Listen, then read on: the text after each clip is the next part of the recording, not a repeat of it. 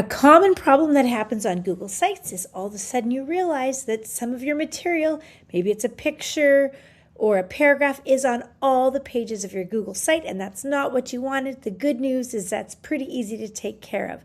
So we often figure out that that's happened when we go to make a new page. So I'm going to click New Page, and we realize, oh, why is this on my page? I put this on a different page. How come it's on my new page?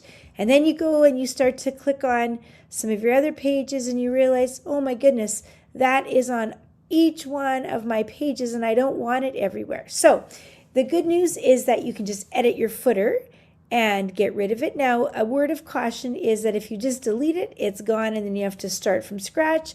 So sometimes I like to copy that and then put it where I actually do want it, up in the body of my website. So now if I come down here, edit footer, and now if I delete that, it's still in the body and I didn't lose it altogether. So if you find that your website has the same information all over the place and it's not supposed to, check the footer. That's the likely culprit.